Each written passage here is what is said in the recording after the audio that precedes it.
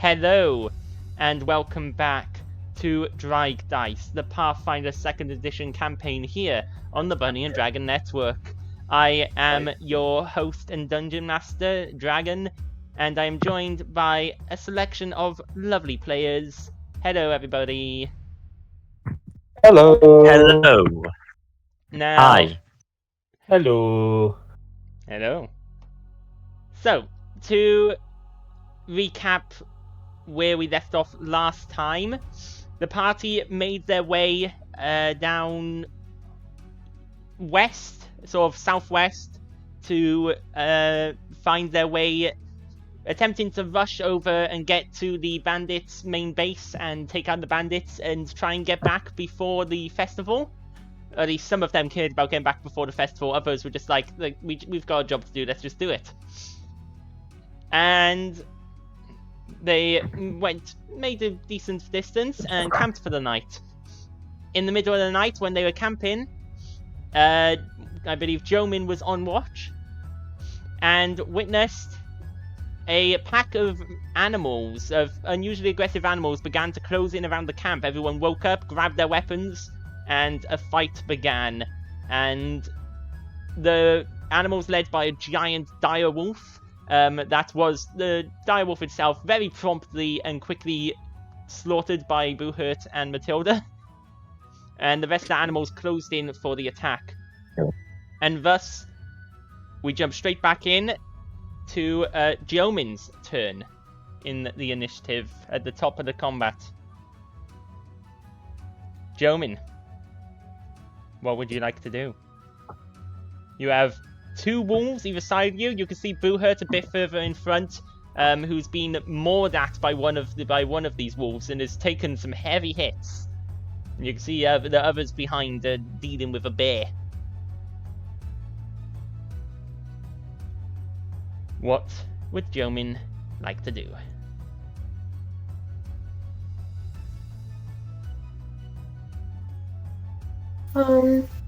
I want to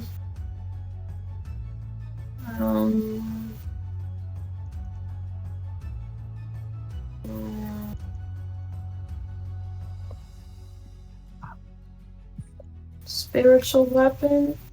Want to summon a spiritual weapon? Yeah. Okay. So, what your weapon? Assumedly, what looks like your like Trud's weapon, does it? Yeah. Yeah. So, you can do that. You go ahead and cast the spell as you summon up this magic. And where would you like the spiritual weapon to appear?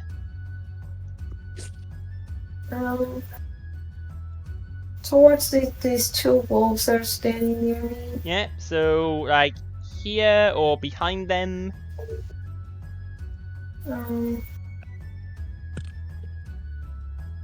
Behind them. Yeah. So let's pretend this torch is the spiritual weapon, just because I haven't got a spiritual weapon tag. I'll get one. So there, or would you like it sort of there-ish? Where would you like it? Right there is fine. Right there. Okay. So the spiritual weapon pops into existence. This large glowing warhammer, and it does make a strike against one of them. As it spawns. So which one would you like it to attack? The one that's above me. Okay, go ahead and make the attack roll.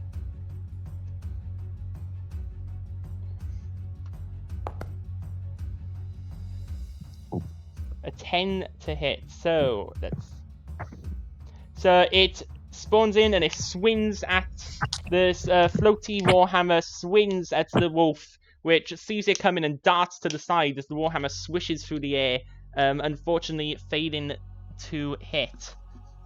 You do have one action left, because that takes 2 actions to cast, but that stays there now, and every round you can use one action to sustain the spell and have the weapon attack again.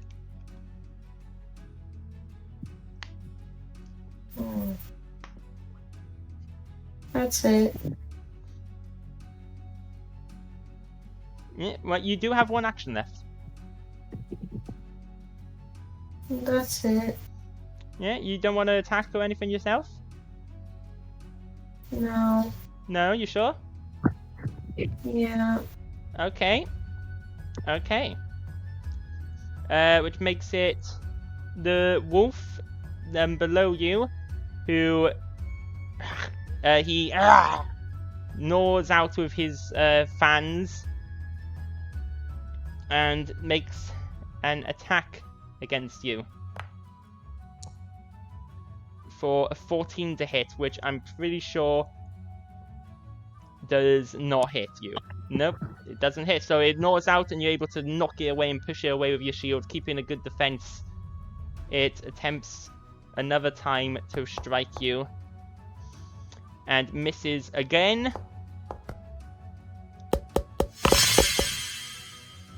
But for its third attack, it does unfortunately hit you with a critical hit.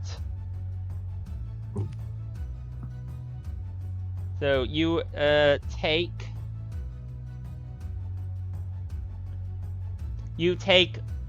6 points of piercing damage as it bites into your arm, and it just bites like right into your arm, shakes you around a bit, and you feel as its jaws part away, you can see like almost around the bite wound, it's a bit swollen, and you feel a bit ill. You are now sickened, which means that you have a penalty to your checks and DCs, and you can't like drink potions and stuff. But you can spend actions to sort of retch and try to recover. And that is the wolf's turn. Matilda, it is your turn. I will. I can't find. Oh, there I am. I'll go and attack the bear. Okay, while you using on the bear.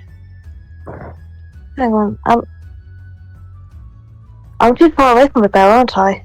You are currently out of range for your. You're in throwing range for your spear. You're able to throw, but you're out of melee range. You do, however, have quite a few spells that can also be useful against it. Yeah, I'm thinking that I might do Inspire Courage. Yeah, you can inspire courage with your first action. Yeah. Okay, so you how do you inspire the courage into your allies? With a bardic hymn. Okay, you sing a bardic hymn, and I'm gonna count Spiderbot as a ally because it technically is, so it also gets inspired.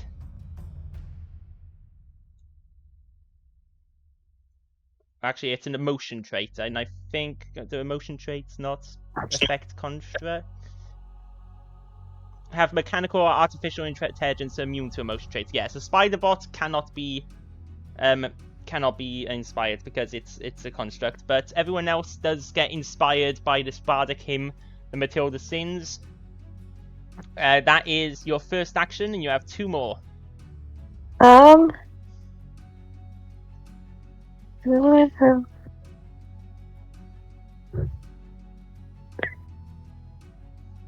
also then for. Can I do 2 spell? And then can I do like Hymn of Healing? Or I have to be 30 feet. Hymn of Healing you can use if you're within 30 feet of whoever you want to use it on. Do you have any focus point? Did you already use Hymn of Healing? I don't think you have. Not yet. So you should Hang on, you still have a focus point. In that case, for now, I'll throw a spear at the bear for my second action instead. Okay, yeah, you can do that. So go ahead and make an attack roll. So lob a spear at the bear.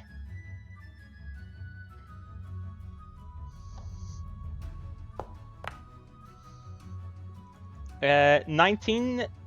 Unfortunately, you lob the spear and the bear bats it aside with its paw. The spear spins through the air and clatters across the camp instead. And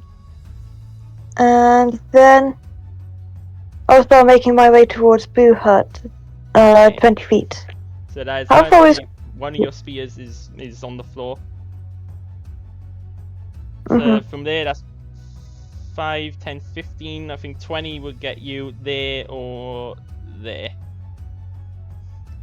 So you start making your way towards Boo Hut, past the dead dire wolf and up towards him as he battles against this this bird, this eagle that's coming in from one side, and this mangy wolf in front of him. Yeah. And that is your turn. That is all 3 of your actions. Tazaki. You are right here next to this bear. You feel inspired by Matilda's hymn. What do you want to do?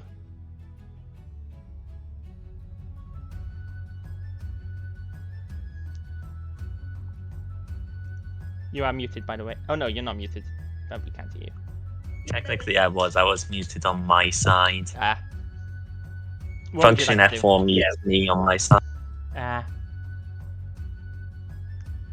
Well, I shall shoot the bear or attempt to. yeah. Let me see.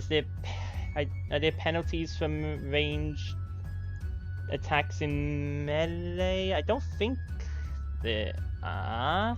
Ranged attacks.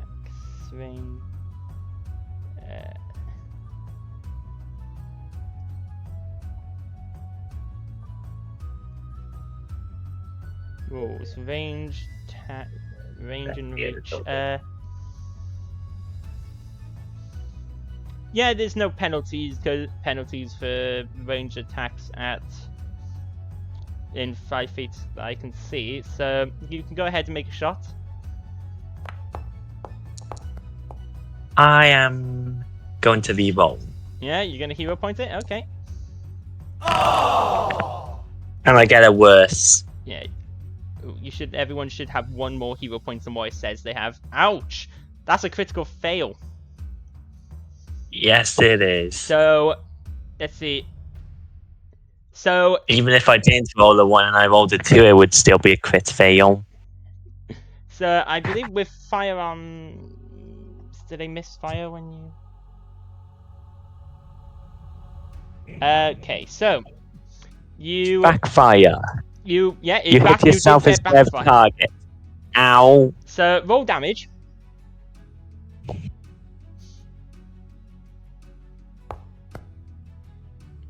Okay, so you take 2 points of piercing damage. That's not too much. As you pull the trigger, and there's a burst of sparks from your firearm as it almost explodes in your hand. The firearm doesn't explode, but the bullet doesn't do what it should do, and the burst of sparks and some pieces of bullet shrapnel fly out the front and clatter across the floor, and other pieces fly out to the back of the gun, striking across your arm and hurting you.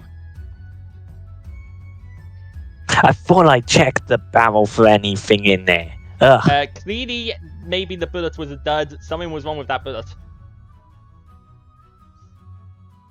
And, oh yeah. And so yeah, there's misfire rules, but they're a bit different. So your gun is spurted at you, and you've taken damage, but you're able to. It still works. You're able to load in the next bullet.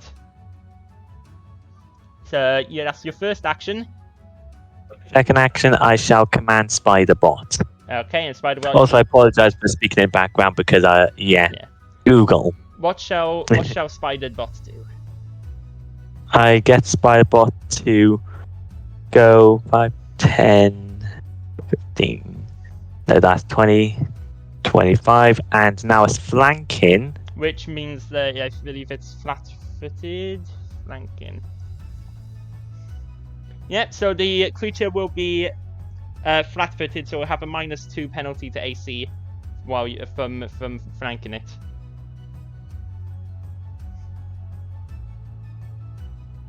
And for Spybot's second action, I shall get to bite the bear. Okay, make a Spiderbot attack. Spybot bites itself instead. Let's see, it's melee. unconscious, although it's a construct, so I don't think it can be knocked Yeah, it's unconscious. invulnerable. Yeah, it has So, invulnerable. yeah. It's immune to unconscious. So So Spiderbot nothing. jumps up to try and Nothing to happens. eat it, and he just swings a paw down, smashing Spiderbot into the ground. Actually, technically, this would be an armed attack. So But it's you immune become to wounded. wounded It's as also well. immune to wounded. So either way, Spiderbot is just smashed into the ground, and it gets back up, but it completely fails its attack. And what do you want to do with your last action?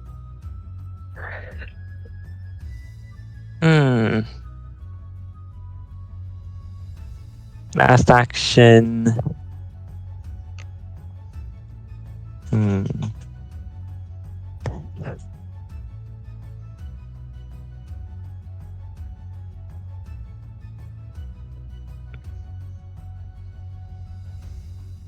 For my last action, I shall try to shoot it Yeah. Okay. once more. So Make another map attack minus with 5. Yep, -5. Multi-attack penalty. However, okay, 16. If it's flat-footed, that makes. Unfortunately, you try to shoot it, but this bear, like, it's not that it's hard to aim at, but it's writhing around, and as you try to shoot it, bats at you and knocks your gun aside, and the bullet poofs into the ground instead. Dang bear. And that is your turn, and it is the bear's turn. And the bear makes a claw attack first at the annoying human who's trying to shoot it, or at least what it thinks is an annoying human. Yeah, I have to respect this decision. I did annoy it What a lot. is your armor class? AC 16. I don't have my armor on. It critically hits, I am afraid. Ow! It got a 28. Ow! So, let's see what happens. And this will be, what type of damage is it? Let's see.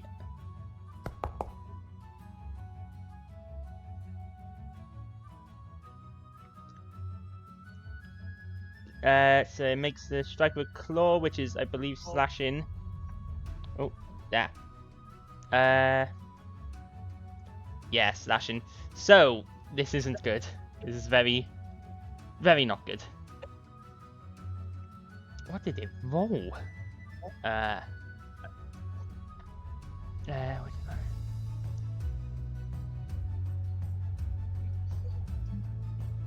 So, you take 24 points of slashing damage as it slashes across, and it slashes into your gun arm and slashes a big gash in it. Until you are healed, you are considered clumsy, to have the clumsy 1 condition, and you cannot use that hand. So, your whatever arm, is it right-handed, Ow. left-handed? That you use your gun in? Whichever hand you wield your gun in, you cannot use right now. You know what? I'm gonna flip a coin. Heads is left, tails is right. That's not the end of the bear's turn. That's its first action. With its second action, after successfully slashing at you and slashing horribly across you, it brings its other arm around and grabs you. It grabs you in that claw that it had slashed you with, as essentially the 2 claws close around you and lift you up. You are grabbed. You have been grabbed by the bear. It means that you're held in place. You can technically still attack while you're held in place, but you can't do anything that's a manipulate action. Or you have to succeed a check to do so, and you're immobilized. And as it grabs you in place, it bites its jaws at at the Dave. Since Dave slashed at it with NG, it bites its jaws down at Dave with a 16 to hit. What is Dave's armor class? 15. Ouch. The bear is big, strong, and angry. Dave, you take 14 points of damage from the bear as it bites down into you. Biting down into your shoulder. Hey. And that is the bear's turn. Boohurt, you hear cries of pain from behind. You've got the wolves attacking you from the front. And the eagle attacking from the other side, and it is your turn. Excellent. Boohurt is going to attack the wolf in front of him. Okay, go ahead, make an attack roll. Just ignoring all of the chaos around him.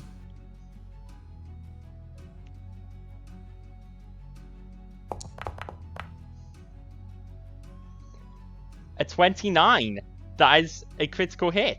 So you go ahead and roll critical damage, and we have your critical hit roll here. Critical damage. 30 points of damage.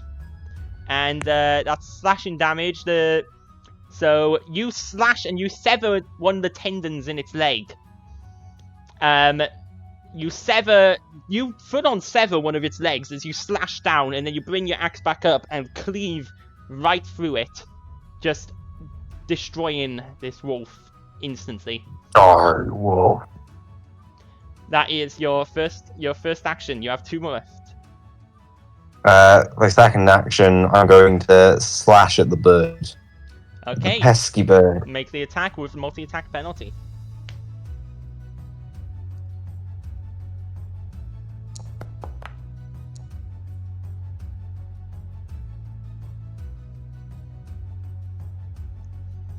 Uh, 22.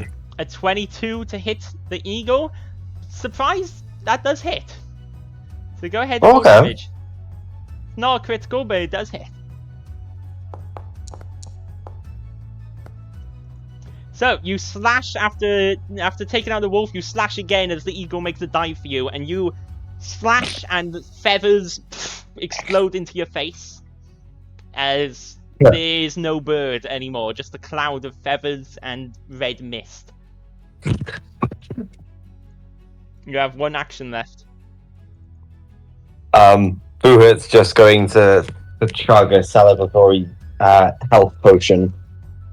Yeah, okay. You as he turns to the shoulder covered in blood. Do you keep them in your bag, on a belt? Where do you keep your healing potions? They are slung on a belt across my chest plate. Nah, you're not wearing your armor right now. Oh, true. So Your yeah, they healing would be potions just... are probably back by your bunk. Huh. That is a good point. I wouldn't have the healing potions on me. Unfortunately not. So, given that, Boohurt is just... You know what I might do? Would you let me switch the grip on my weapons and pull my shield out? Where do you normally... would you have your shield on you? I usually have it slung across my back, but then... The question is, would you, when you're sleeping, have it...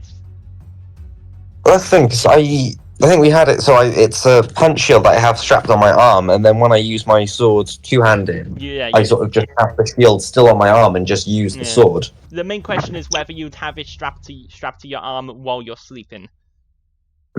This is the difficulty with being ambushed at night. This is why ambushes are always trickier. Okay. Yeah. Okay, be that as it may, I don't have many other options, so I'm just going to step forwards 1 square. to flank this wolf. Okay, I will move Okay. the dead thing that's underneath you so you can see yourself properly. There we go. Okay. So you're moving aside. And That is my turn. that is your turn. Which brings it to that guy's dead, you just murdered him. So well, it's not really murder. The guy was straight up attacking you. This wolf is starting to be surrounded, and normally an animal being surrounded like this would just dart off and run, but it does not. It instead strikes at first Jomin for a 22 to hit, which unfortunately does hit, though it is not a critical hit.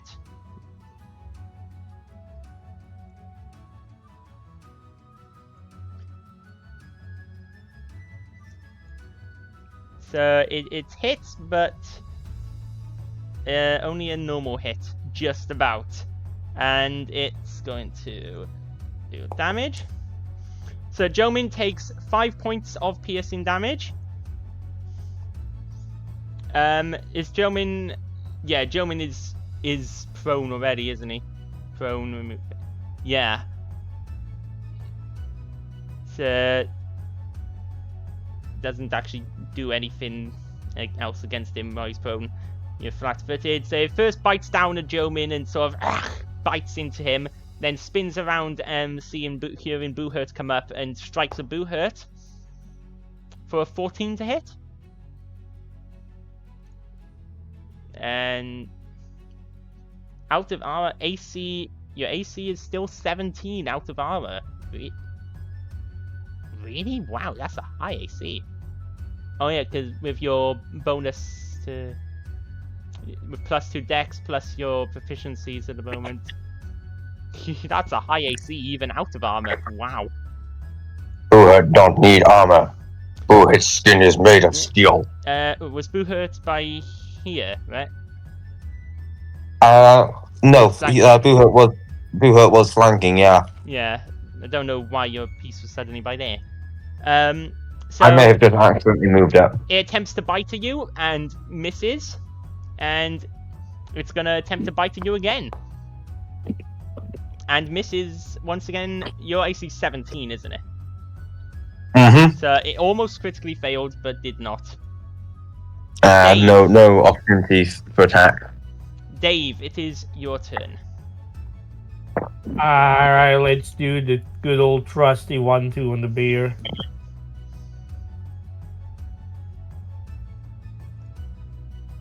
Okay, go ahead and make some attacks. So the first one, a 15. Chubba, would your spider bot have been just giving you flanking, or would they have moved around the other sides to give Dave flanking as well, or did he not have enough movement to do that? It didn't have enough movement. So a 15, yeah, that doesn't hit, I'm afraid. Alright, I'm gonna attack again. So this bear is pretty hefty. Ooh, a 12. So The bear is hefty, the dice is bad. Yeah. The bear is hefty and the dice are bad. So your first 2 strikes both... you're punching into it, but it's big and thick. It's not doing much. NG, however, NG critically hits. So roll NG's dice and then double whatever the result is. That's how the crits have been done so far. What did you say? 2d8 plus 4.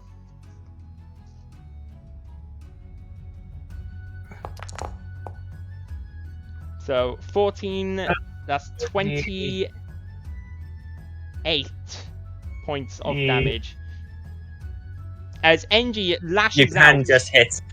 You can just hit the double button on there, and it'll apply double damage to selected tokens. No, I so can't. select the bear and hits double. I can. But NG, after your 2 attacks, lashes out, and these tendrils start wrapping all around the bear's throat, around its snout, and you smell sizzling flesh, and as the bear shakes off, you can see large parts of its fur have now been burnt away. It starts to limp as some of these tendrils caught around its legs, and it is now looking way worse off than it did a moment ago, as NG has essentially torn through it. You can see parts of it where its flesh has started to burn away, as this fin is taken completely aback by this attack. Oh, we're gonna eat good tonight. And that is your third and final action, which makes it Jomin's turn once again. You've now got Boohurt helping you with it up here. You've got the other wolf. Now, if you want to, every turn you can use at least one action to sustain the spiritual weapon to keep it around, and that will then make an attack. Okay. So what would Jomin like to do?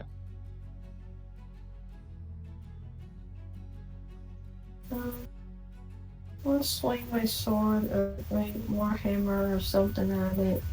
Yeah, which one would you like to attack? The second one. The one on the bottom? Yeah. Okay, go ahead and make an attack. Yeah, I think you'll need that. You are currently on the floor, so would you like to stand up first? Yeah.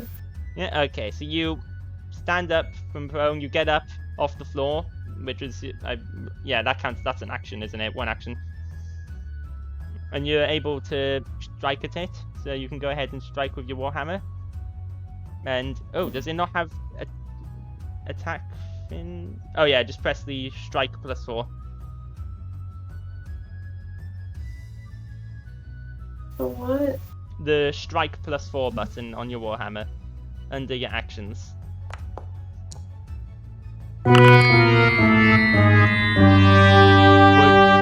Would you like to? Would you like to reroll? Would you like to use a hero No. point on that? No. You sure? Yeah. I mean, you can't get any worse. Okay. It's a melee. So you swing your warhammer through the air, and the wolf darts to the side, and the warhammer hits the ground and strikes into a hard little stone that had been hiding around the ground, and your warhammer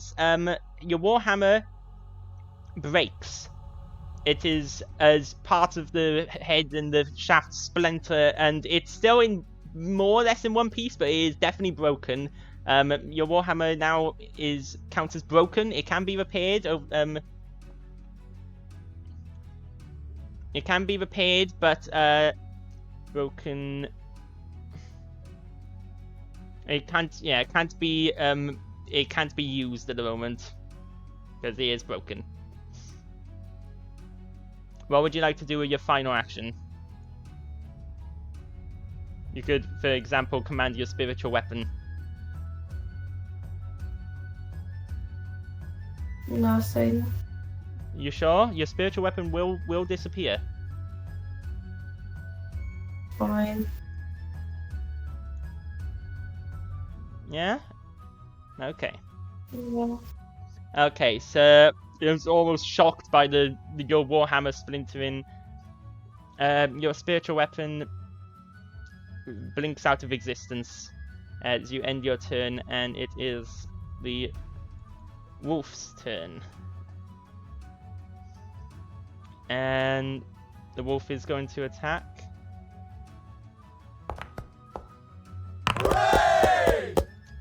I don't know why this is happening. Why are the enemies getting nat 20s? Why is the enemies going so good? I don't know. But You must know. You're the one rolling for them. okay, it's not too bad. You take 16 points of damage as the wolf bites into you. And you'd be counted as flat-footed until the end of your next turn.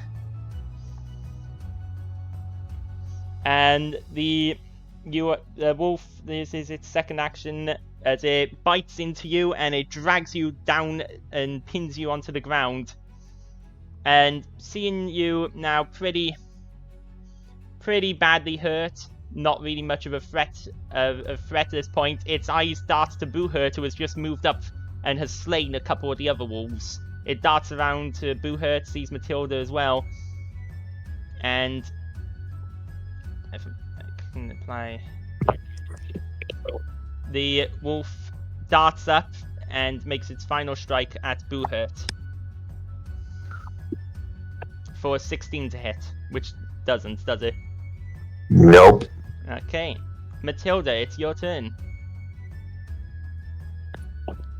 Matilda, can I maintain my Inspire Courage? I don't think it needs to be me. You can just, so the Inspire Courage lasts until the start of...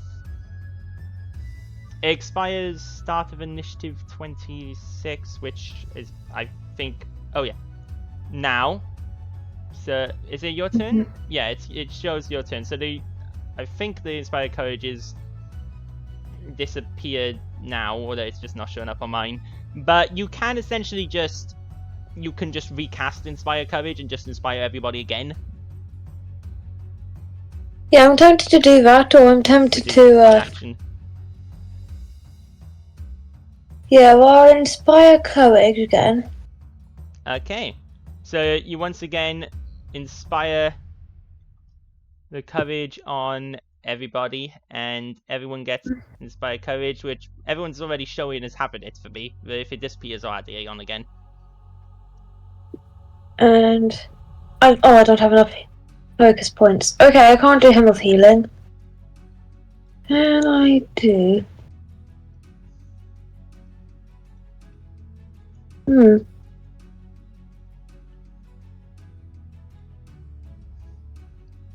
Oh yeah, it might be that the Inspire Courage disappears at the end of your turn, and that's why it's. Oh yeah, the other ones have shown as expired. No, they it did. Just Yeah, it said expired. Okay, that's weird. It just That's didn't why I removed my one. It just didn't automatically disappear like it normally does. That's okay. Just there we go. So you refresh everybody's Inspire, and then what I'll do is that I'll move down towards the walls, towards Boohurt. Okay, that's your next action. You don't have any weapons currently in your hand because you did throw your spear, and your other spear. And I'll raise my shield. Your shield? Okay, so you're gonna sort of present a target, and because I think you did say you grabbed your shield before, so you present yourself as target. You raise your shield, ready to help protect. And does Matilda sleep in her arm? Yeah, because you have comfy quilted armor, so you do sleep in your armor. Yeah. Yeah. So you sort of come up. You're essentially baiting the wolves into having a different target, so that they don't go after Boohurt or to finish Jomin off. Tazaki, it is your turn. You are currently held captive by the bear. Your hand that is barely holding onto your gun is all mangled and stuff.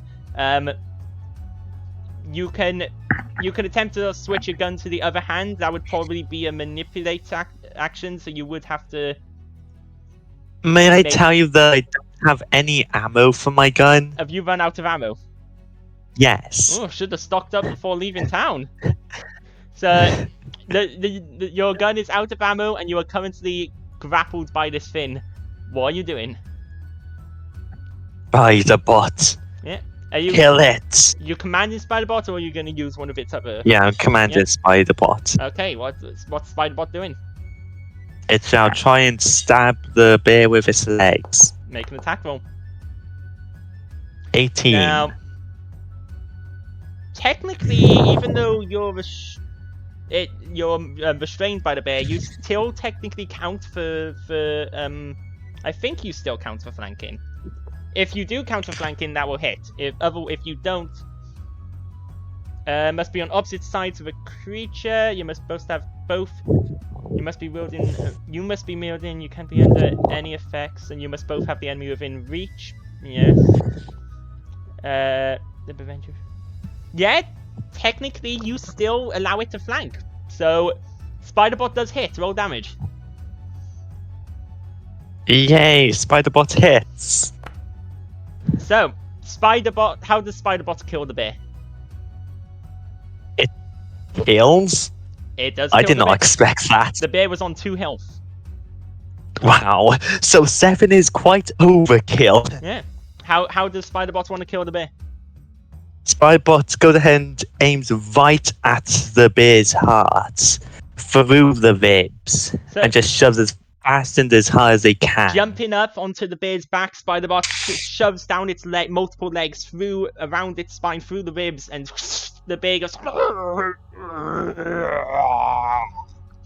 And as the bear releases you and you crumple to the ground, very badly hurt, the bear falls backwards. Spiderbot propels itself off, landing and scutting just out the way as the bear collapses, dead. And Spiderbot saved the day. Yes. That's how Spiderbot saved the day. What does Spiderbot do with its second action?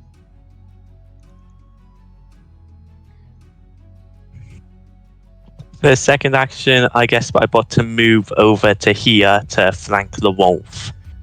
Okay. To flank this wolf. Very good. The Spiderbot then, after killing the bear, scuttles up behind the wolf. You are no longer grabbed. If I can. So you're no longer mobilized. You are still clumsy, but you're not grabbed anymore. What do you want to do?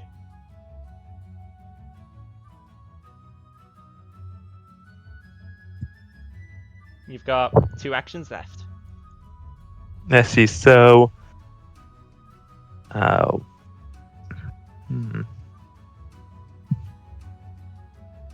just get Spiderbot to... I'll command Spiderbot again. Okay, you command it again. What's it doing? To attack the wolf that went up to flank. Okay. And I'll be mod the attack penalty -5. Yep, so it's going to have a penalty. It'll Go ahead bite and it this time. make the attack. 19. A 19, that hits. Go ahead and roll damage. Spiderbot is on a roll. So Spiderbot jumps up at the wolf and bites at it at the back, and the wolf is taken quite a bit by surprise by this strange metal creation that's just moved up and started biting at it.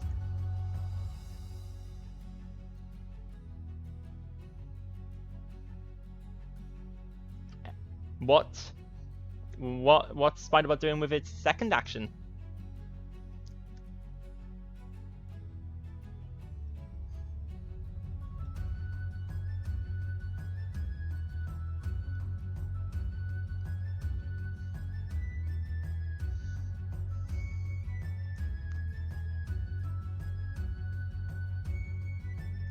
It's got 1 action left. What would you like to do?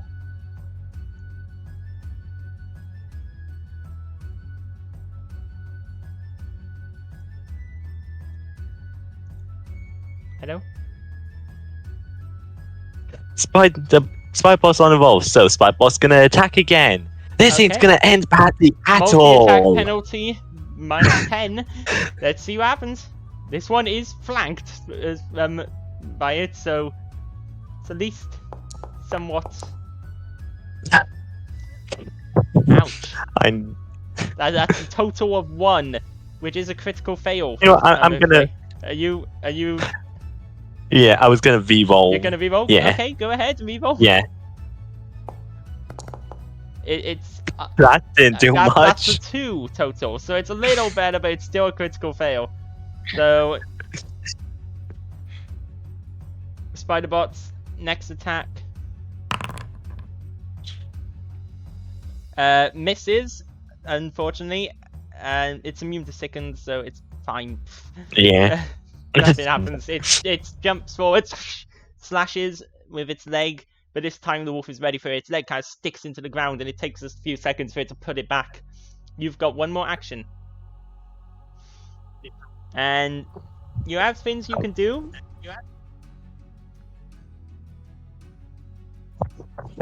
Like things like like Searing Restoration, which can heal people, which is an action. Overdrive, which ups your attacks. And other things. You got things you can do.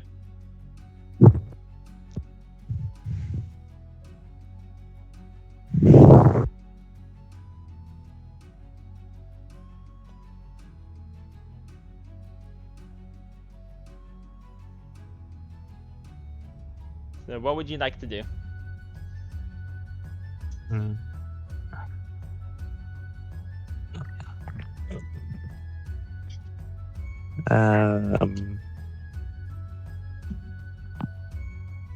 For example, you could have your spider. You could use Searing Restoration to have your spider bot heal Jomin, who is like you, is being very badly hurt, or you could have it. Yeah. You could go into overdrive to increase your attacks next turn. Yeah, I'll Searing Restoration it. Yeah. Okay. So Searing Restoration. So level. If you click the level-based healing, I think that should roll the dice. And you're using Searing Restoration on the Jomin? Jomin. Okay. Yeah. So Spider-Bot to blow up next to Jomin to heal them. So your Spider-Bot looks at Jomin, and everybody, this is the first time you've seen this. You see the Spider-Bot turns and looks at Jomin, and you hear some clanking, some ticking. You hear some sounds coming from it. And then the Spider-Bot, the front of the Spider-Bot opens up and explodes in Jomin's direction. As you see, as it explodes, you can see fire, and you can also smell what smells like burnt herbs. And it's very weird. And, you know, for a second, you're probably thinking, has Tazaki turned on the party? Is he murdering Jomin? You don't know what's going on. However, then, as the smoke clears away, as Jomin, you are engulfed by some spice smoke, and it stings your eyes a bit, but as the smoke clears away, you can see that the most serious of Jomin's wounds have cauterized and actually look a bit better. Who says explosions can't heal? Because they definitely can. Who knew explosions can heal?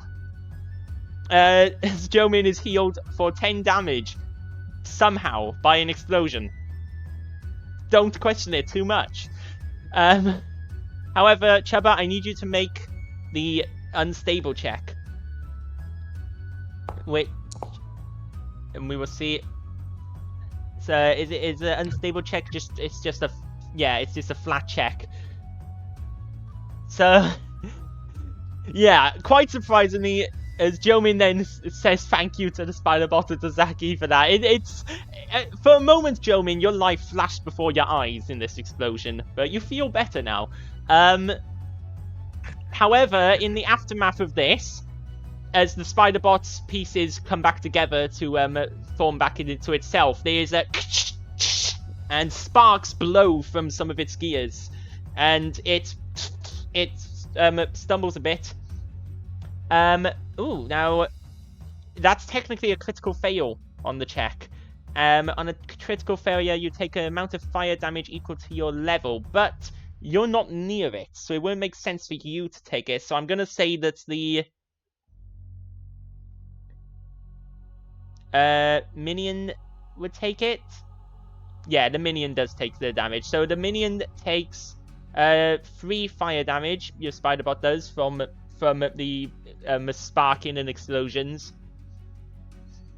As it's still alive. It's okay, and it's still working. However, it is unable to use any more unstable actions. So your Spider-Bot cannot explode, and it cannot do Searing Restoration again. Anything that says unstable, it cannot do. Wow, that worked out overall good. Yeah.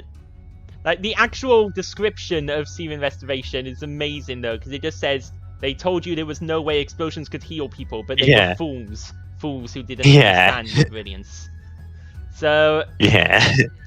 He has been healed. Jomin has been healed, but your Spider-Bot is a bit not great. It's a bit down. Oh, okay. So technically, so this is just a note for future. I'm not going to retcon anything.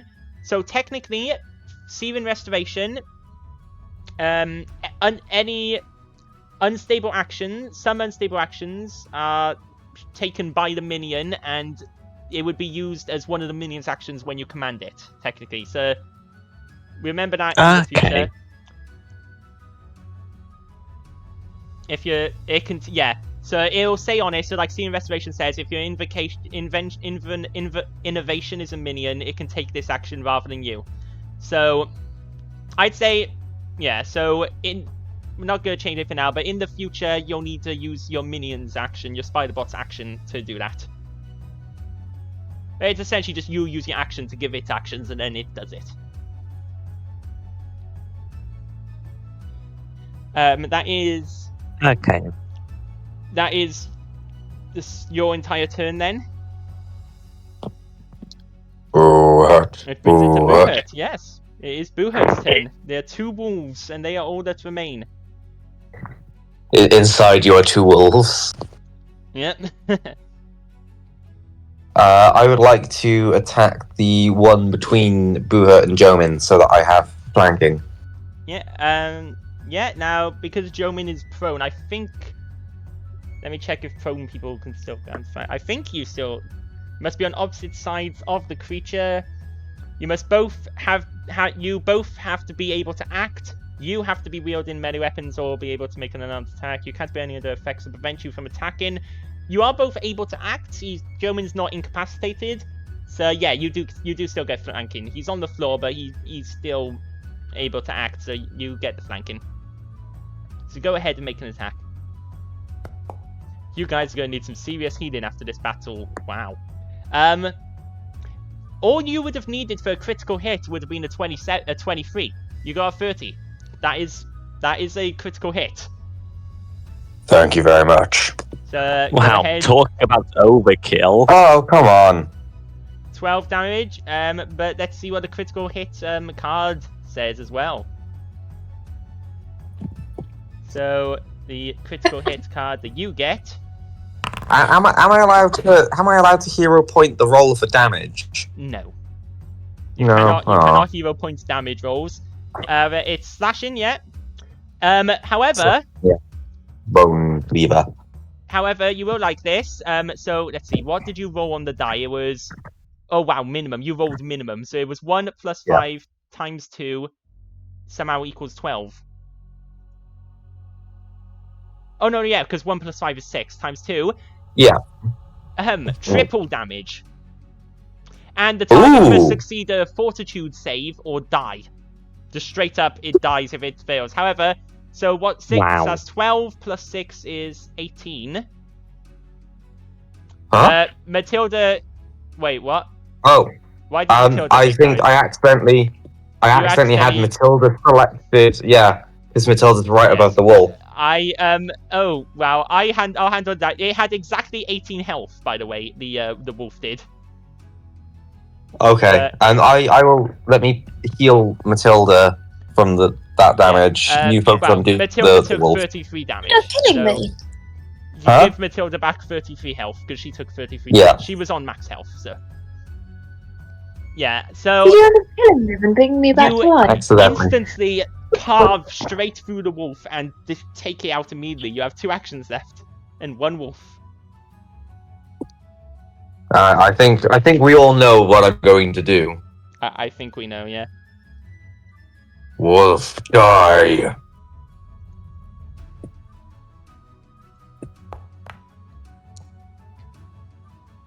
A 12.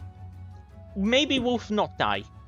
As you attempt to strike at this wolf. 0 points. Powered. Oh, you okay? Go ahead. 0 point. 0 point. Go ahead. Most people, except for Tazaki, have not hero. Tazaki has 1 hero point left, and most people have a full amount. Oh yeah! Well done. I could than that 20. That wow. Which makes it 27, which would be a critical hit anyway. Yeah, that's. Wolf, die. Push the target 5 feet. Deal. Go ahead. Roll your critical damage. Go ahead.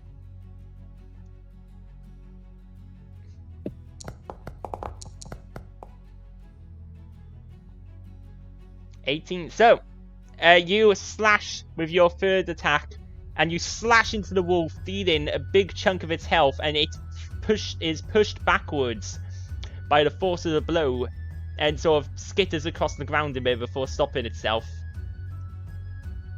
And that is your turn.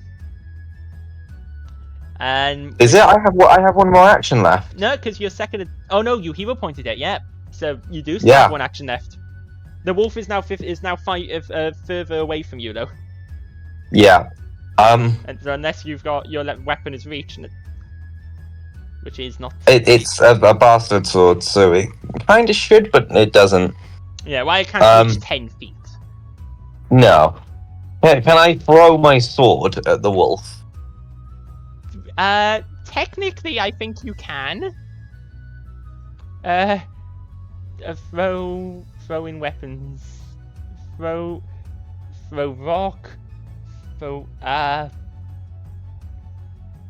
I think technically you could. I suppose it would be maybe an improvised weapon.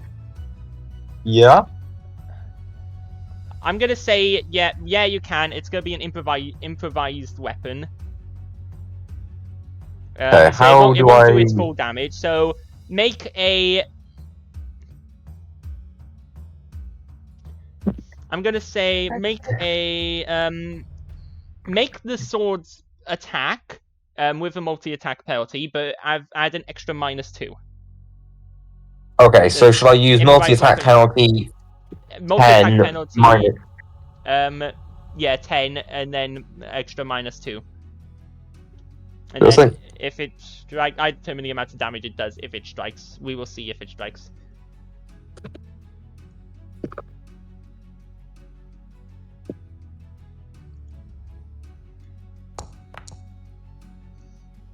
No.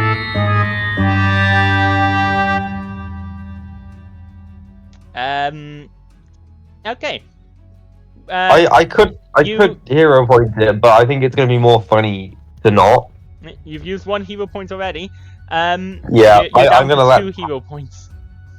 I'm gonna let this happen for the comedy. This technically isn't melee, but it's also not really range. Okay, I'm gonna use what it says for melee because it makes sense. You throw your sword. Roll me a d20. Roll a d20.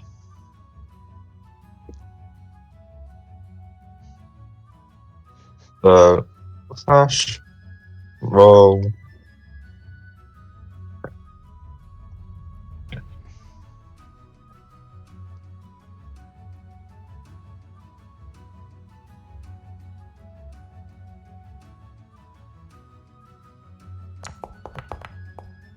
Okay, not too bad. You throw your sword, it swooshes through the air, almost hits some Spiderbot and takes off one of its legs. And your sword lands, sticking into the ground over here. Just... Why won't you die? Dave, it is your turn. Boohood's gonna have to press end turn. Sorry. The thing is being a little finicky, changing to each person's turn. You're being initiative. There you go. Chip. Little. Dave, it is your turn. What would you like to do? Let's remove the wolf. Okay, so you run up to the wolf and go ahead and make an attack. Let's punt the wolf. Yeah. 21. That hits. Roll damage. Okay, so how do you want to kill this wolf? Why just run by and punt it in the head? Okay, you run by, you smash your foot into it. It flies up a good 3 feet into the air, its head snapping back with a horrible crunch before landing just on the ground. Completely still. It is dead, for certain. That was my kill. Dave not here. Dave tired. The battle is over. But we need to be quick. Let's go. And with that, the battle ends.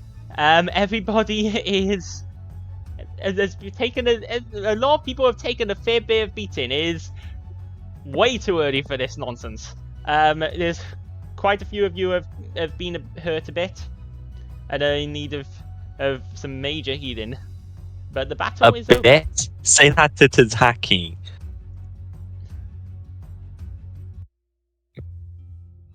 Dave will just go back to his bed. Yeah, Dave's heading back to bed. Dave heads back to bed. How is everyone else doing? Tazaki, your arm is still aching you. You need a lot of you need healing. Matilda goes to pick up her spear. Yeah. Buhurt will pick up his sword. Yeah, your sword gets a bit stuck in the ground for a moment to be able to put it out. Also, I have a question. Can I skin the wolves, and namely the dire wolf? I would say yes. There's actually, I believe, a role for that. I believe it's a nature. I think it would be probably a nature role to skin animals, but it might be a survival. I can easily check. Meanwhile, Joman, you want to heal Tazaki, Buhurt, Matilda? Would you like to do a group heal? Do your big AOE heal? Because you guys are going to get your spell slots back in the morning, so you can just spend as many spells as you need to heal yourselves. Yeah, so you want to do just a couple of big AoE heals? Okay, go ahead and cast a healing spell. Cast a third level heal, see how much you heal, and then you can cast it again if you want, because you've got 3 uses of heal. So you go ahead and just roll whatever healing you're doing. Where is it? So it's under your spells. You know, you have your 3 heals, and you just cast one, select the 3 level version, and roll. And if some people still need healing after that roll, you can cast it again, because you've got 3 uses. So everybody is sort of ushered to gather around Jomin, at least close, or at least within 30 feet of Jomin, which most of you will be just staying in this camp. I mean, and Dave too. Yeah, this will heal everybody except for Spiderbot because he's a construct.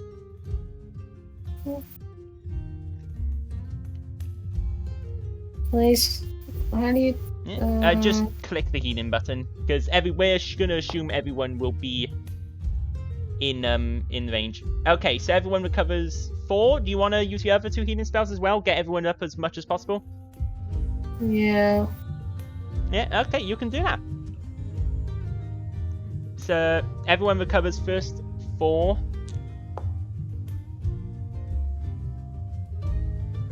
Then another 9. That's 9, 10, 11, 12. That's 13.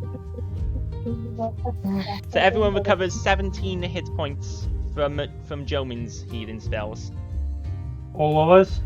Yep, everybody gets to have 17 back from Jomin's. I want to invest better. Was that one I can use in bed? So, Yeah, that's it. Did Buhurt apply the healing? Pardon? So you get 17 hit points back in total as Jomin just essentially triple casts heal to heal everybody. Excellent. Exactly what we needed. Yep, Right, 17 hit points. And if you want to, as you're skinning the creature, I'd say, are you trained in survival? Let me check. I know my nature and survival are both +6.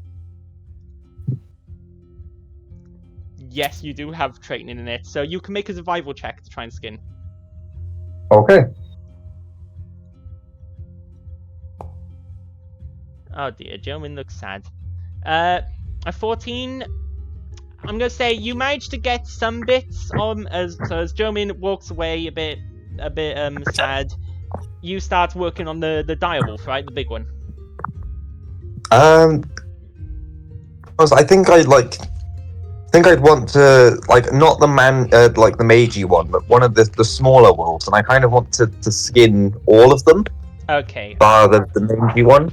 Okay, yeah, you start doing that. You're able to get a bit of like pelt, but it's a bit jagged, a bit rough. It's not the best work, and it does come out a bit stained, a bit torn, and ripped in the wrong places. And some parts of it still have a bit of meaty chunks on them. It's not great.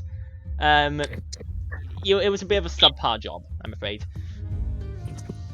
Yeah, I'm not ready. And you are now. Your arms are covered in blood. It's not nice. It's very not nice. And we're not going to go any deeper into the descriptions than that, because...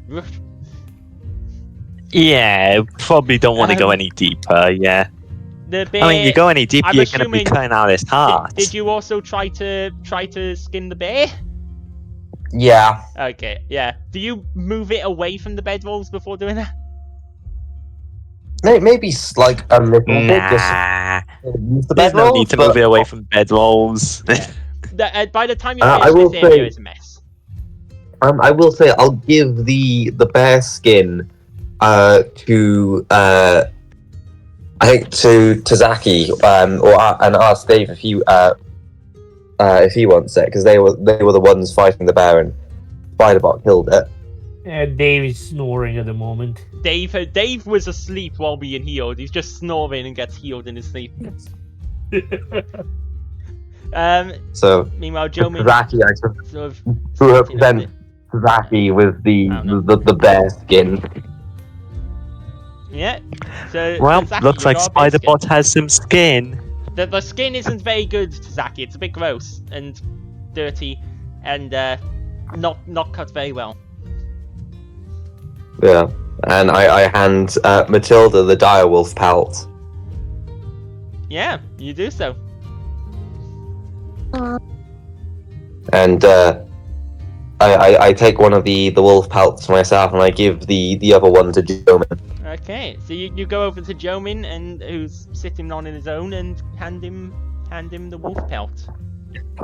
Are you alright, little one? You took quite a nasty fall in that fight. Oh, I'm okay. I'll be all right. Thank you for asking. Thank you for the healing. You're welcome.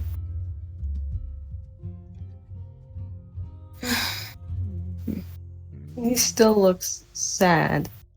Eventually, you'll feel less sick as well, Jomin, and you'll feel a bit less sick, but you still got a bit of pain.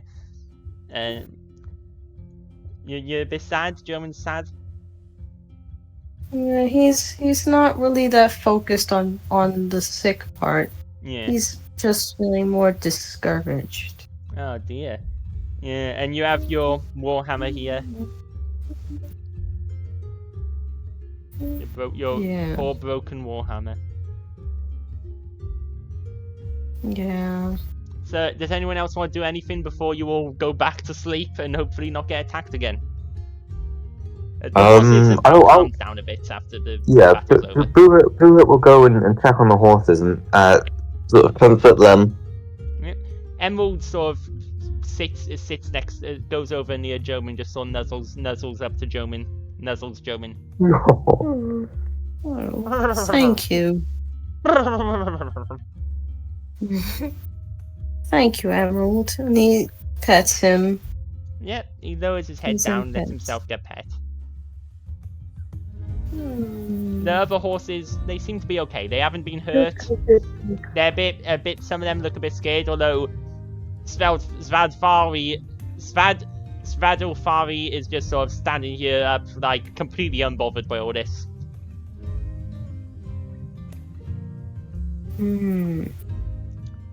Matilda goes with Bruhut to see Hades. Yeah, they're okay. They're relaxed. They're more relaxed now after the battle's over. Right, here we go to bed. I'm tired from that fight. I think I'll stay up for a little while. You sure you want to go and watch again? I'll be okay. I think I need it right now. Very well. Thank you.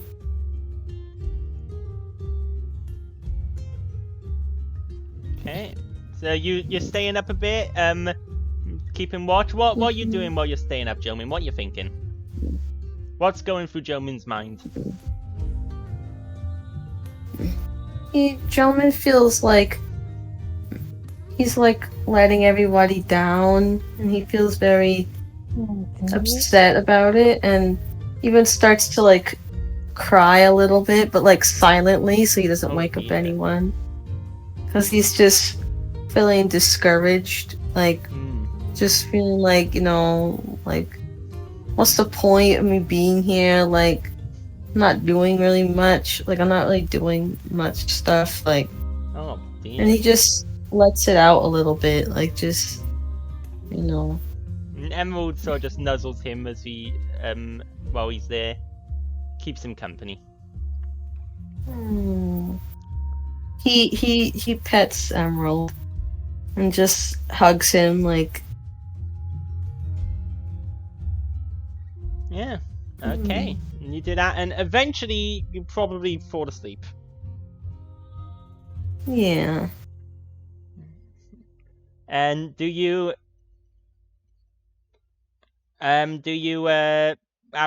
once you go to sleep, are you what was I gonna say? You taking off your armor before you sleep, or are you sleeping in your armor? He sleeps in his armor. Okay, you are going to become fatigued. You're what? If you're sleeping in the armor because it's uncomfortable, it's not easy to get a good sleep in it. You will become fatigued. He's used to it. Remember, he trained in these things. He has experience with all this. His body's used to it by now. Even soldiers take their armor off to sleep. It's quite heavy stuff. Even walking around all day in it is tiring enough. Yeah, I'm not trying to make him a Gary Stu or anything. He's just. Yeah, he will get the fatigue condition if he sleeps in his armor. It means you have a -1 to AC and saving throws. Matilda wakes up feeling guilty about leaving Jomin up. Okay. So Matilda gets up and wants to see if she wants to relieve Jomin of duty. Okay. What were you saying now? What was Jomin saying? What are you saying? No, it's fine. Yeah, he's just, he keeps it on due to always being on guard because he's scared he's gonna get killed in his sleep. Right. But yeah, he wakes up and sees Matilda and he's like, sure, I mean, maybe I could, have some more rest. Yeah, you need some rest. You had a big battle and you got really quite injured. And you couldn't do... That's true. Yeah. Get some rest, you need it. You can't carry the whole team by yourself, no matter how much you want to. Everyone needs to pull their own weight. You're right, yeah. Thank you, Matilda. You're so nice. You're my friend, it's what friends do.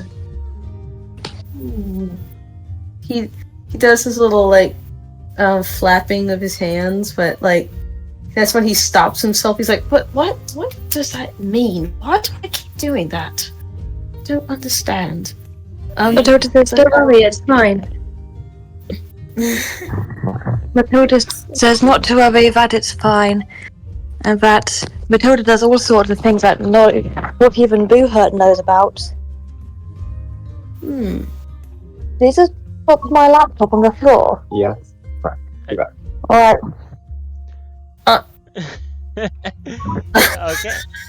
So Jomin's sleeping in his armor. So eventually everyone gets some sleep. Everyone may take rests. Everyone may gain a rest. Jomin, you gain a rest, but you are fatigued. You do have the fatigue condition.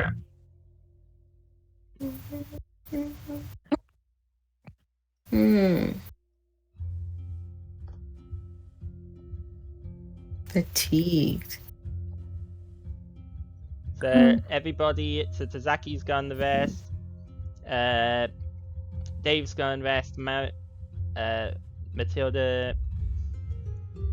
the Jomin can rest as well, and Boo hurts. Sword just quickly popped away, didn't he? Oh yeah, he's just got a quick phone call to make. I'll press. But I'm sorting out the rest for I'm sorting out the rest for Boo Hurt. Oh, okay. I just pressed it. That's fine. Either way,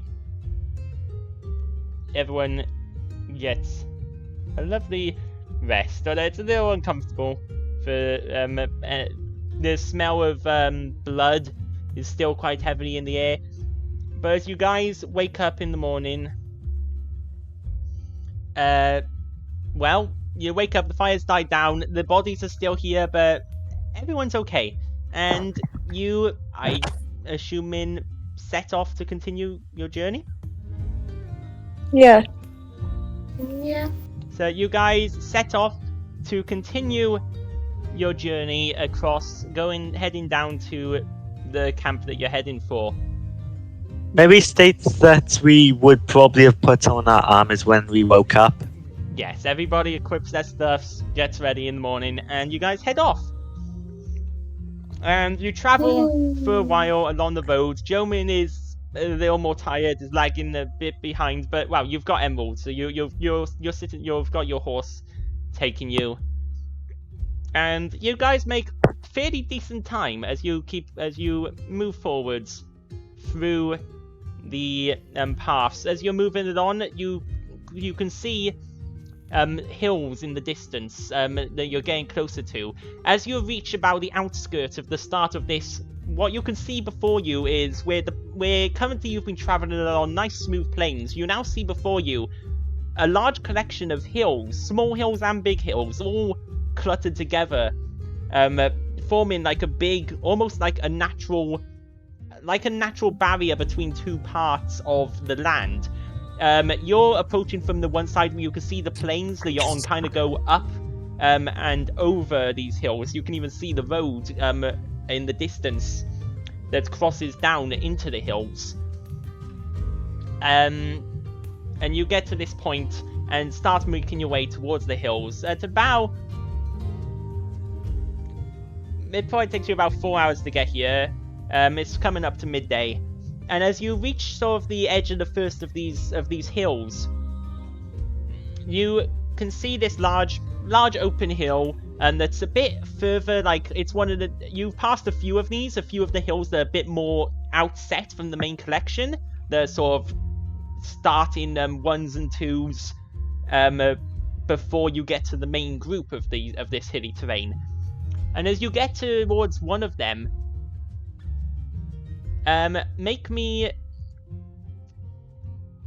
perception checks, please. Alright. What's happening? Perception checks. Oh, what reason? We're at the hills. It's around midday. We've got to It's a 22, a 26, a 20 from Sasaki. I'll get one from... That's a 27 from Matilda, and I'll get one from Jomin as well. Oh, well done. You done Boo Hurt. Yep. I did Boo Hurt first. You want me to do that? I was seeing you on a call. That's a 29 Well done. from Jomin. Everybody did Let's amazing. do nat 20s. Wow. You guys are super perceptive, and you all immediately see up ahead of you something very specific. In fact, you all see up ahead of you, you can see that on the top of this rather small hill, like this hill isn't very tall at all, probably goes up about 30 maybe to 40 feet up. You can see there appears to be some sort of encampment that's been built up there. Specifically, you can see that this encampment appears to have like walls. You can see there's these walls, and you're seeing this as you're still quite far away, hence the perception check. If you were closer, you'd see it even without a perception check. From your distance, the distance you're at, you can see there appear to be walls, wooden walls rising up on top of this hillside, and some sort of structure up there. It looks like almost like an outpost, and you can definitely see movement, what looks like a horse, tethered near the bottom of the hill. It definitely looks like there's some sort of outpost or encampment here. You don't know whose or who's there, but you know that it's definitely something here.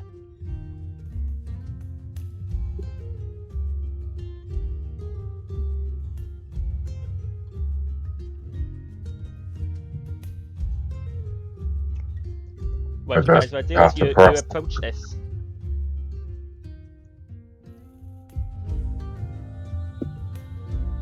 How are you? What are you guys gonna do as you're approaching this? I'm just gonna act like a normal person. Yeah.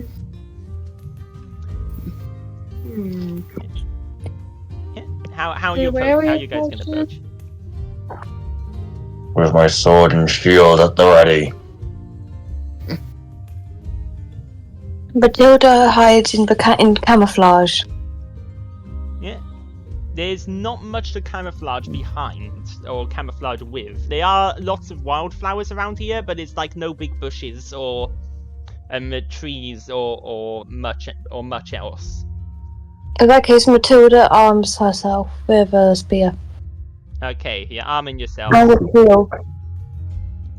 And a shield. Yep, German brings out his shield too. As you guys make your way, still on. Are you staying on horseback? On horse and cart back as you approach? I am. Okay.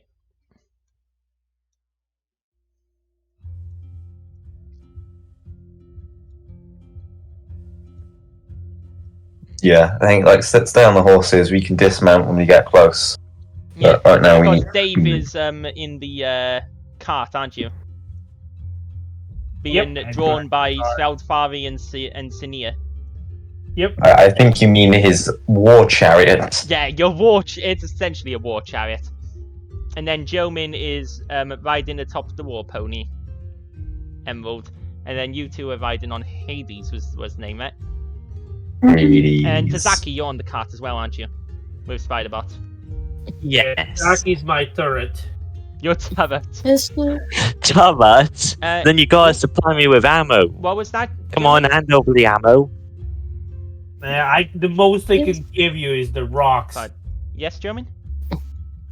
Oh, no, it's okay. I was just asking, is the grass high, like, for Jomin? No, it's pretty low grass. It's like sort of plains grass. Like, there's a bit of patches of high grass, but it's mostly quite stubbly. Okay, because I was gonna say, if there was high grass, Jomin would have gotten off of his horse and then ducked a little bit and had Emerald close by him while holding up his shield in his other hand. Okay. Well, as you guys approach and get closer, you can see that, yeah, this is definitely an encampment atop this thing. And even as you're getting closer, you feel like you can start to hear voices carried by the wind as wind is flowing in your direction. And you can't make out what they're saying, but you can hear raised voices coming from the top of this encampment. As you draw ever closer, you're finally able to make out a figure. You can see there's a horse out the front, and you also can see, as you approach, a few bodies. There are a few corpses out the front of what look to be bandits, with the same symbol you've been seeing so far on the bandits you've been fighting, the Broken Hill clan. And you can see there's a few bandit bodies here that look like they've been... Some of them... Well, they're definitely dead. Some of them are bleeding. Some aren't bleeding. Quite a lot of them look burnt. And looks like someone else has beat us to it. As you're approaching this encampment, you can start to hear the raised voices coming from up top, and you can see, before you even get near, you can see there is a living bandit who appears to be tending to a horse. Currently has his back to you, so he isn't looking in your direction. But as you approach, obviously, if you get too much closer, they're gonna hear this. They're gonna hear your horse's steps, because horses are pretty loud. The currently is about, say, 100 feet away. This bandit appears to be tending to a horse. What do you guys want to do? It's a bad. Ride him down. Just what charging, like battlefield charge? Yes. Yeah. No. I love the contrast there. Matilda thinks that there needs to be some type of logic to it. If we just come in all guns blazing, they may be expecting us. Surely we need to find a way to, like, try and blend in with them so we can creep up unsuspectingly. I'm not doing bandit styles again. Kill them all. But it doesn't make sense for us to attack them. I mean, they haven't done anything to us, right? They are bandits. They kill and steal. They might be expecting us to attack Bobuhut. They may not be expecting allies. So if we pretend to be allies and stuff, they may let us in. Let's just say it's a Trojan. Let's do the Trojan horse thing. Too complicated. He has his back turned to us. Why don't we kill him rather than waste time arguing? What about, is Dave and Saki doing anything while these guys are arguing, or are they just going to wait for the argument to end? I want to take, as I take a look, are there any other people except that guy? You can hear, there's definitely people here, because you can hear voices coming from up top, but you can't see the owners of voices with the angle. It sounds like there are voices coming from the encampment itself. Where is the gate into the encampment? So, it's up a hill. You can see that there's a path that leads up and around the hill, presumably up to the other side of the hill, where the entrance presumably would be.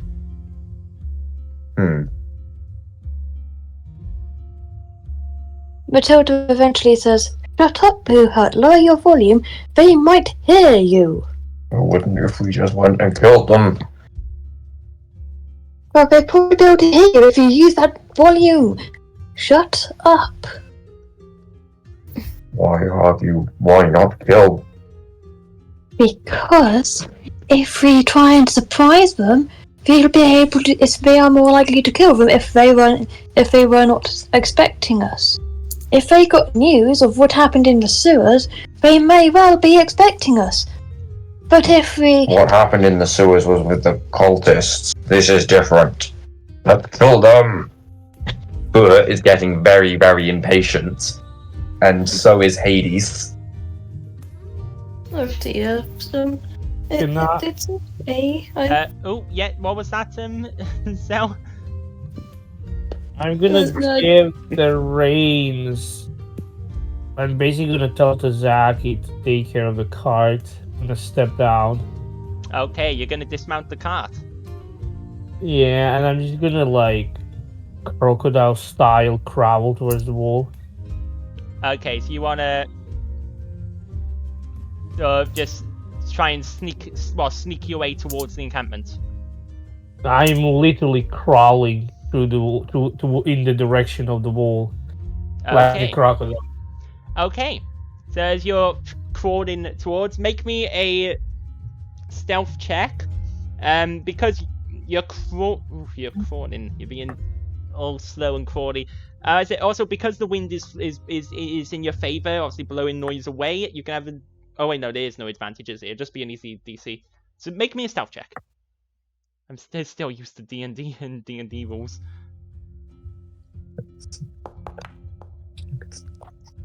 Well, let's see what this person's perception is. Matilda has her own plan. Because the circumstances, I'd say mine. That is actually the So you start speaking up. I am not going to. Everyone's talking at once.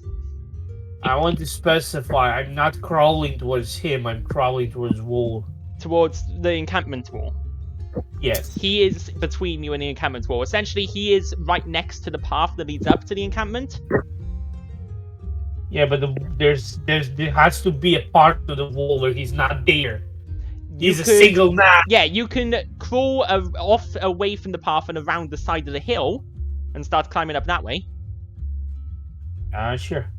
Yeah, you'd sort of just have to crawl up and around to the other side of the hill, and you can do that. And nobody seems to. He doesn't seem to look in your direction. He's tending to the horse, and it's gonna take you some time to get to the base of the hill. I don't mind. What's everyone else doing? You see Dave just slowly crawling his way towards the base of the hill. Matilda also has a different plan. What's Matilda's plan? Matilda wants to sneak over to the bandits' bodies and steal some of their clothes, and then dress up as one of the bandits, disguises herself as one of them, gets herself let in, then lets the others in secretly. Okay, so you wanna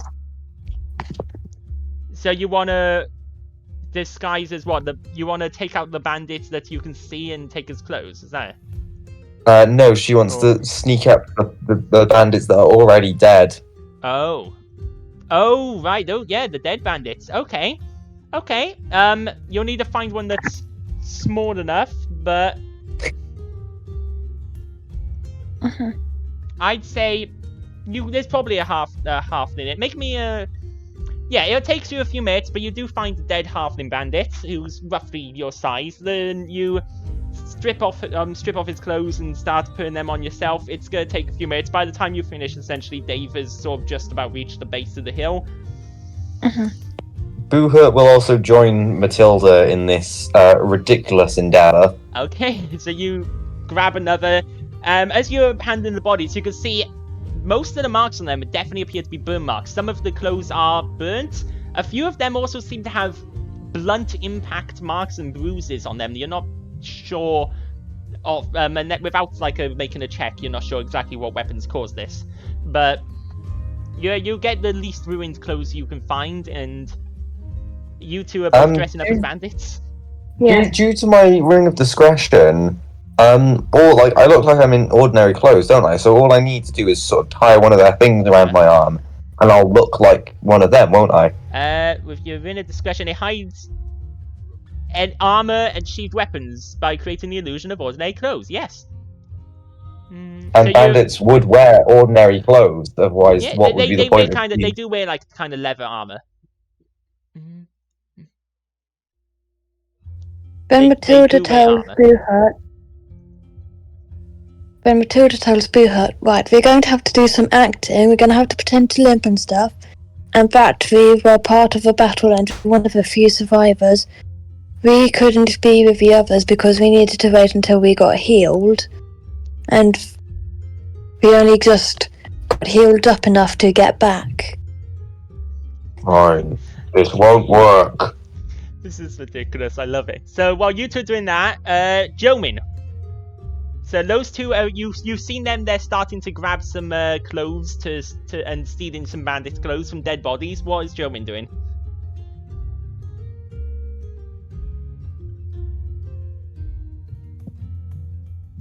Oh right, Jomin's BRB. So Tazaki, how's Tazaki handling this situation?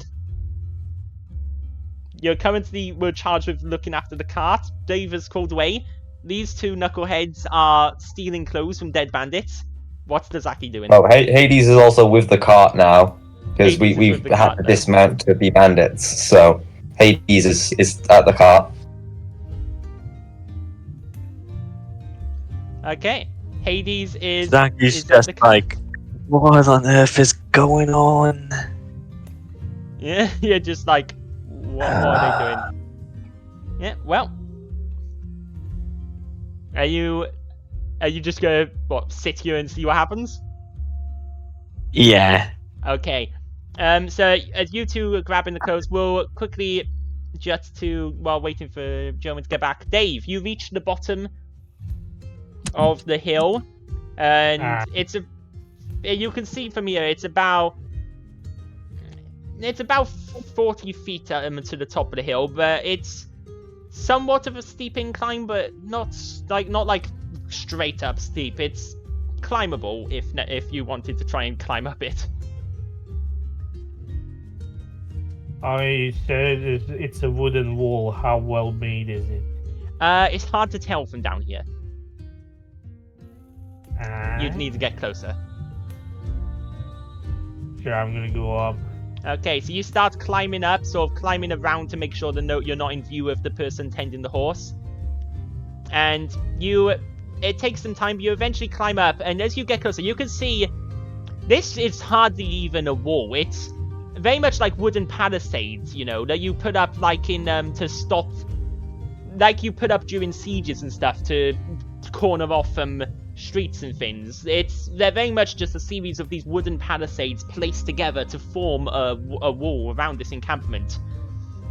As you get up to the top, you can now also hear the voices inside more clearly, and you hear one voice. You can hear one voice, a deep growly voice that's going. I would like you to make another stealth check as well. You hear one voice seeming to come from. You can just about see a person on a higher up part on what looks to be a raised platform within the encampment, and yeah, you make a stealth check. This what looks to be an elven lady is looking down at something in the encampment and says, "Well, what do we do with her? We weren't told to take any prisoners." 14. A deep growly voice goes, "She had a map leading to the base. I want to know how she got it. And we will find out if I have to break every bone in her body to figure it out. So then, are you gonna make this easy on us? Or do we have to start the torturing?"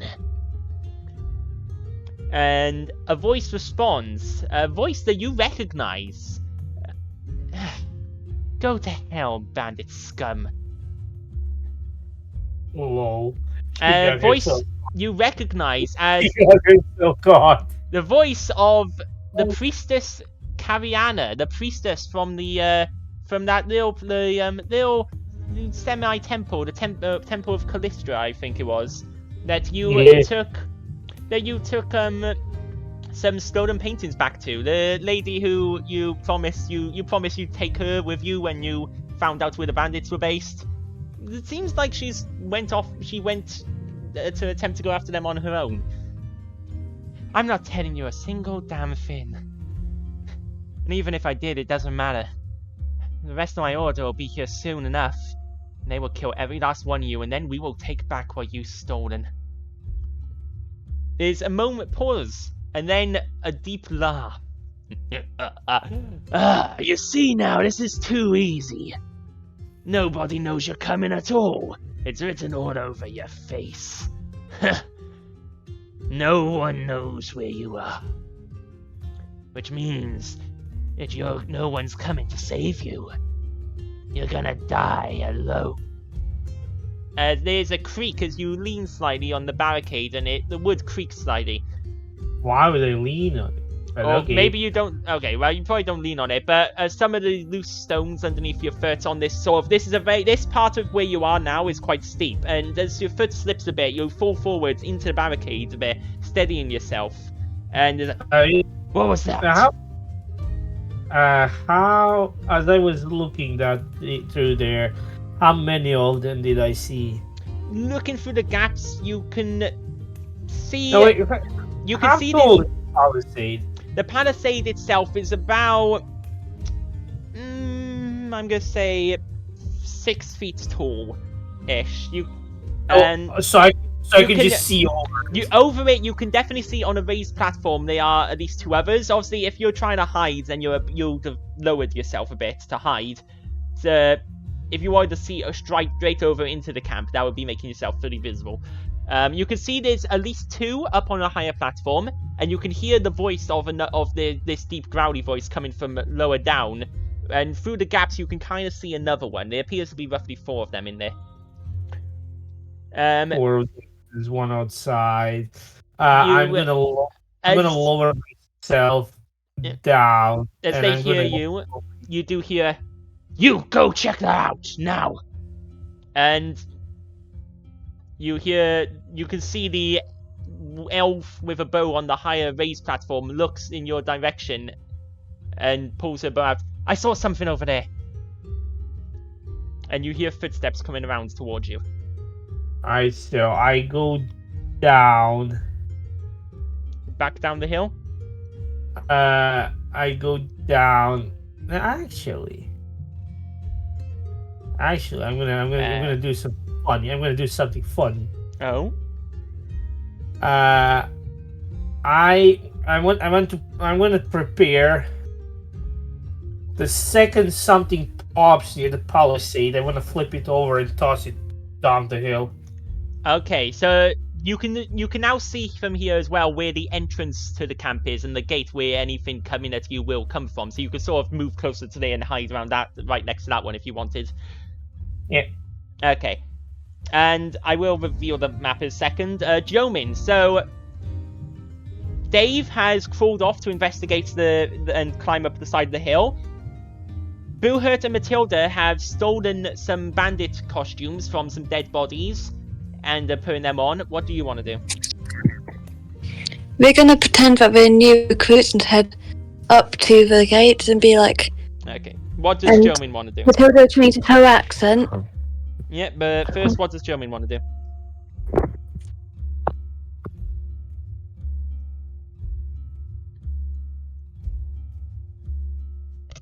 Benny?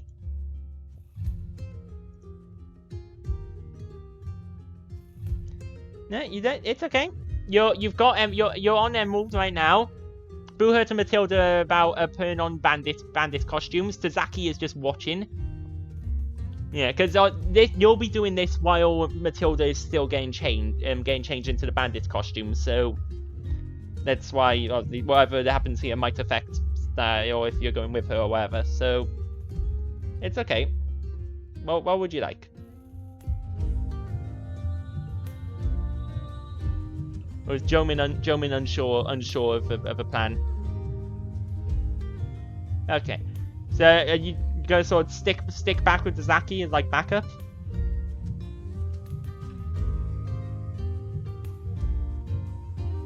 Yeah, okay. Matilda and Boohurt.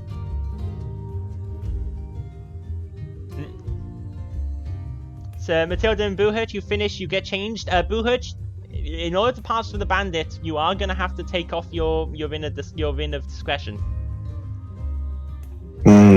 Very well. Okay, so you take off the ring and store it, and you for now are your mass of weapons become visible, and you are dressed in the bandit costume, in the bandit armor. You essentially would have had to take off your armor, your skill. Actually, you could probably... The bandits do have a variety of some wear leather armor, some wear heavy armor.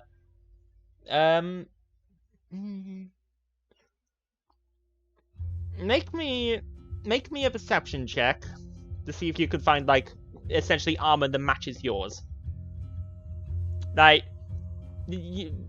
finding, like, quilted or leather armor is easy enough on most of the bandits. Finding heavy armor... Yeah, you do find indeed someone who has scale armor like your own, so you've essentially got bandit scale mail that you're wearing right now. Okay. So, and you two start heading. Are you heading on Hades or are you heading on foot?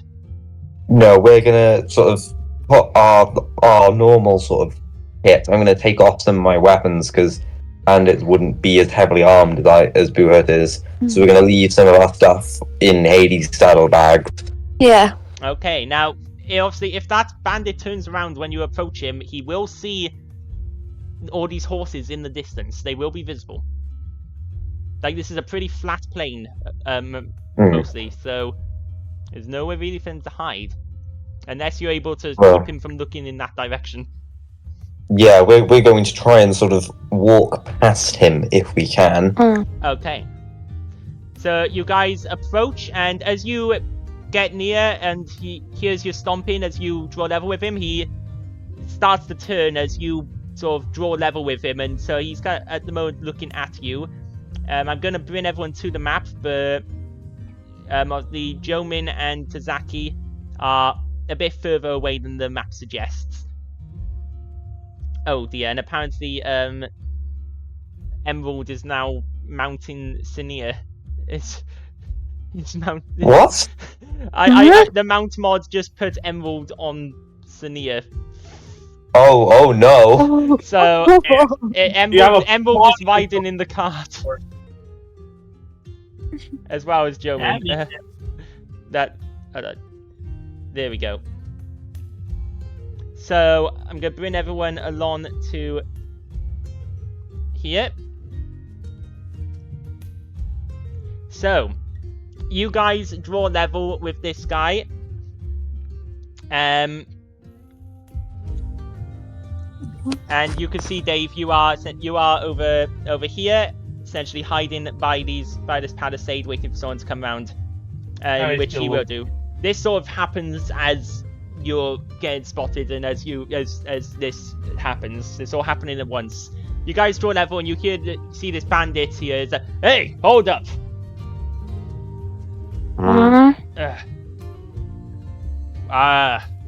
Where did you guys come from? We weren't expecting you. Who are you? We are new recruits. We got hired just before the sewer. Just before the What sewer? Before the cultists ended up getting stuck in the sewers. We realized. What? What sewer? What cultists? What are you talking about? We only just got back from Wayside City. We were going to try and hit up some people there, but we realized it's too dangerous, and that you are the closest encampment for us new recruits. Inside? You were going to carry out a job inside the city? I know. I don't know why we insane? were doing it. Make me a deception check, please, Matilda.